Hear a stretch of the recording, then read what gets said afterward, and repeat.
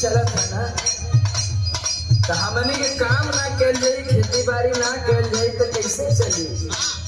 मुकेश अंबानी थोड़ी पहुंचे हैं। अरे वो तो जियो का सिम ना फ्री दे ले हुआ।